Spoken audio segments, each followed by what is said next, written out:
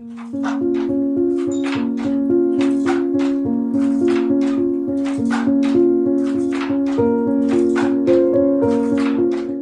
Corona వచ్చిన తర్వాత మా బతుకులు పడిపోయాయండి.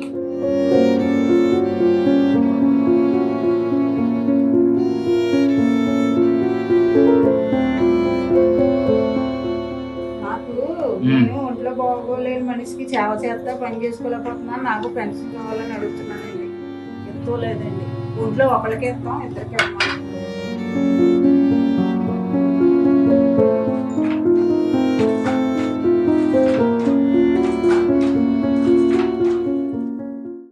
నమస్తే, వెల్కమ్ టు ఆంధ్రప్రభ. నేను తేజస్వి. ఉప్పాడ చీరల తయారీ కళాత్మకతతో కూడి ఉంటుంది. 100% పట్టు నూలుతో రూపుదిద్దుకుంటున్న ఈ చీరలు కళాకారుల నైపుణ్యానికి పరీక్షగా నిలుస్తాయి. కళతో పాటు ఓర్పు, నేర్పు అత్యంత అవసరం. చీరని మగ్గంపై నేస్తూ దానిపై డిజైన్ను చేతితో చేస్తారు. మగ్గంపై 12 గంటలు పనిచేస్తే కానీ 1/2 మీటరు చీర తయారవుతుంది. ఒక్కో చీర తయారీకి కనీసం 15 రోజుల సమయం పడుతుంది. చీర ఖరీదు 5,000 రూపాయల నుండి 5-6 లక్షల దాకా ఉంటుంది. ఉప్పాడ చేనేత వస్త్రాలకి 300 ఏళ్ల చరిత్ర ఉంది. చీరల తయారీలో నేతన్నల గొప్పతనాన్ని, కళా నైపుణ్యాన్ని మరోమారు చాటి చెప్పింది ఈ ప్రాంత కార్మికులే. అందుకే అందమైన కళా నైపుణ్యంతో ప్రాణం పోసుకున్న ఈ చీరలను చూడాలంటే ఉప్పాడ రావాల్సిందే.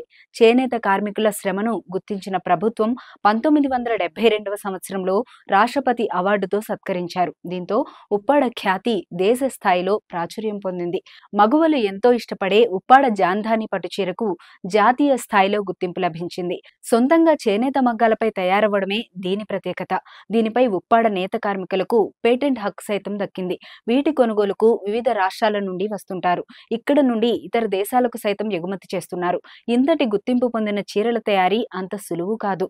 నేత కార్మికులు ఎంతో ఓర్పు, సహనంతో పోగు పోగు మగ్గంపై చేతితో పేర్చుతూ 20 నుండి 40 రోజులు నేస్తేనే ఒక చీర తయారవుతుంది. చీరంతా వెండి, బంగారు రంగుల జరీతో వివిధ రకాల డిజైన్లు అద్దడమే ప్రత్యేకత. చీరకు 2 వైపులా డిజైన్లు ఒకేలా ఉండటం కూడా విశేషం. సినీ, రాజకీయ, పారిశ్రామికవేత్తలు, ఇతర ప్రముఖులు ఉప్పాడకు విచ్చేసి ఇక్కడ చీరలను ఎంతో ఆసక్తిగా తిలకించి కొనుగోలు చేస్తుంటారు. ఉప్పాడ పట్టు చీరను జీవితంలో ఒకసారైనా ధరించాలని మగువలు కోరుకుంటారు. జాంధాని సృష్టికర్తగా పిలిచే వాకతిప్పకు చెందిన స్వర్గీయ లొల్ల వెంకట్రావు ఉప్పాడ చీరలకు దేశవ్యాప్తంగా గుర్తింపు పొందడానికి కృషి చేశారు. కొత్త డిజైన్లు కనిపెట్టి చీరలను తీర్చిదిద్దేవారు. ఈ చీర దేశంలోనే కాకుండా ఇతర దేశాలకు సైతం మార్కెటింగ్ చేయడంలో వెంకట రామలక్ష్మి ఫ్యాబ్రిక్ సంస్థ చాలా కృషి చేస్తోంది. దీన్ని గుర్తించిన కేంద్ర ప్రభుత్వం ఈ సంస్థకు 2019లో జాతీయ పురస్కారం ప్రకటించింది. ఈ పురస్కారాన్ని ఈ నెల 8న ఢిల్లీలో కేంద్ర చేనేత, జౌళి శాఖ మంత్రి పీయూష్ గోయల్ సమక్షంలో సంస్థ అధినేత లొల్ల సత్యనారాయణ స్వీకరించారు. ఇంతటి ప్రతిష్టాత్మక చరిత్ర, గొప్పతనం ఉన్న ఉప్పాడ చీరల చేనేత కార్మికులు కష్టాల్లో ఉన్నారు. కనీస వేతనం, మద్దతు ధర లేక ప్రభుత్వం కొనుగోలు చేయక చేనేత కార్మికులు తీవ్ర ఇబ్బందులు పడుతున్నారు.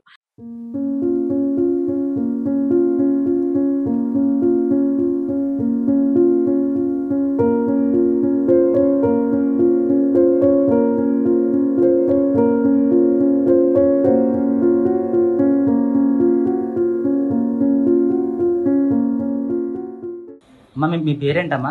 అనసూయ అండి. అనసూయ. ఎప్పటి నుంచి చేస్తున్నారు ఇది? నా చిన్నతనం నుంచి అంటే 10 సంవత్సరాల వయసు. మీకు 10 సంవత్సరాల నుంచి చేస్తున్నారు. రోజుకి ఎన్ని చేస్తారు? రోజుకి వారానికి ఒకటండి. అంటే వారం మొత్తం ఒకే చీర చేస్తారా? ఒకే చీర అవుతుంది. ఇంటి పని అవుతుంది కదండి. అవునవును. ఆయనకి పచ్చివాతం అండి. అతనికి అన్ని చేసుకుంటా. అంటే మీ వారికి ఒంట్లో బాగోదా? ఒంట్లో బాగోదు. ఒక చీర అంతా ఎంత వస్తుందమ్మా మీకు? ఇది సావుకారులు ఇస్తారండి మాకు మెటీరియల్. మేము తయారు చేసి ఆయనకి ఇచ్చేస్తామండి. కొట్టుల్లో చీరలు అమ్ముతూ లేదండి వాళ్ళకి. ఆ మెటీరియల్ అమ్మక రావట్లేదండి. వాళ్ళు కొనలేకపోతున్నారు, ఖరీదులు ఎక్కువైపోయి. సావుకారులు కొంచెం ఇవ్వలేకపోతున్నారండి. మాది తగ్గిపోయిందండి మా బతుకులు. వాళ్ళు ఇంకా మాకు ఆ కొట్టు ఉంది కాబట్టి అండి ఈ అన్నమన్నా మేము తినగలుగుతున్నాం. ఎవరు ఇస్తలేదండి మెటీరియల్ మాకు. అంటే వారానికి ఒక చీర నేస్తే గానీ కంప్లీట్ అవ్వదు. అంటే ఒక చీర మొత్తం చేయడానికి నాకు అన్ని పనులు చేసుకుంటా వారానికి ఒక చీర వేస్తానండి. 800 వస్తాయండి ఒక చీరకండి. ఒక చీరకి ఈ మెటీరియల్ అన్ని వాళ్ళు తెచ్చి కూలి ఇస్తారండి మాకు. అంటే మీరు కూలి పని చేస్తున్నారు. కూలి పని అండి. ఇప్పుడు మీరు ప్రభుత్వాన్ని నుంచి మీరు ఏం కోరుకుంటున్నారండి?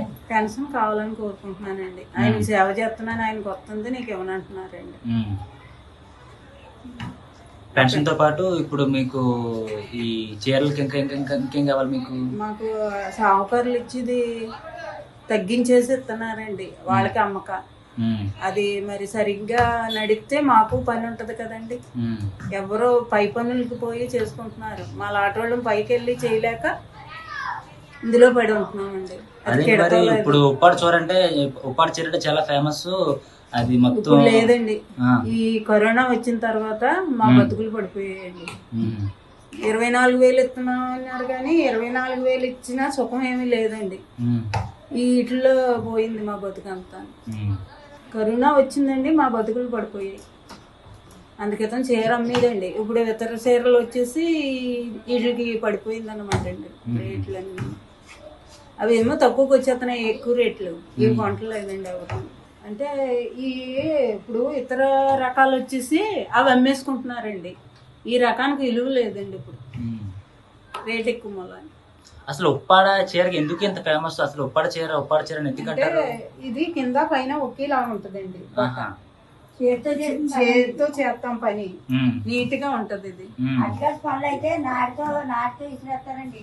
అవి పైకి కిందకి తాళ్ళ కింద వచ్చేసి పూములు పట్టుకు లాగేస్తాయండి. ఇది అలా లాగదు, ఎలా ఉన్నది అలాగే ఉంటది. ఇది నీట్ గా ఉంటది కదా, అలా నీట్ గానే ఉంటది.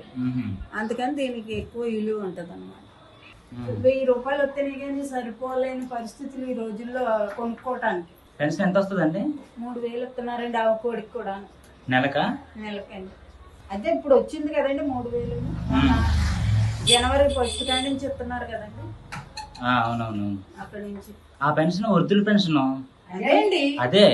అంటే మీకు కార్మికులకి చేనేత ఏమీ లేదు? లేదండి, చేనేత కార్మికుల కంటే 50 నిండాక ఇస్తున్నారండి. అదే ఇంకా మా లాట ఇంట్లో ఒకళ్ళకే ఏదైనా, ఇద్దరికి లేదండి. నాకు నేను ఒంట్లో బాగోలేని మనిషికి సేవ చేస్తా పని చేసుకోలేకపోతున్నాను, నాకు పెన్షన్ కావాలని అడుగుతున్నానండి.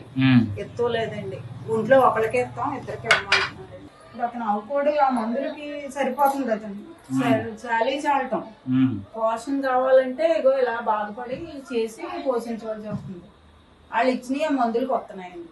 ఆ గవర్నమెంట్ వాళ్ళు మందులు తెస్తున్నారని మందులు అడిగాం. ఈ మందులు ఇలాంటి మందులు కొంచెం ఇవ్వండి అంటే వాళ్ళే ఇవ్వలేదండి. ఇలాగే ఎంతో మంది వస్తారండి బాబు, మీకులాగా చెప్తామండి, తీసుకుంటారు, వెళ్తారు, మళ్ళీ సమాధానం ఏమి ఉండదండి మాకు. పెన్షన్ కోసం ఎంత మందినో అండి అడిగాను అండి. 3 ప్రభుత్వాలు మారాయండి. అతనికి 16వ సంవత్సరం అండి ఇప్పుడు ఆ పక్షవాతం వచ్చి. కానీ వికలాంగుల పెన్షన్ కూడా ఇమ్మని కోరుకున్నాను, అదైనా ఒక 1000 రూపాయలు ఎక్కువ వస్తాయని. అది కూడా ఇవ్వలేదండి. మాకు ఎక్కడికో వెళ్ళి హాస్పిటల్లో ఉండమంటున్నారు. హాస్పిటల్లో ఉండాలంటే నా వల్ల ఏమవుతుందండి? అతను తీసుకెళ్లి హాస్పిటల్లో కూర్చోవాలంటే పెద్ద హాస్పిటల్లో చేసి డాక్టరే ఇంక రావు అని చెప్పేశాడు. అలా అని చెప్పినా సరే అండి ఇంకా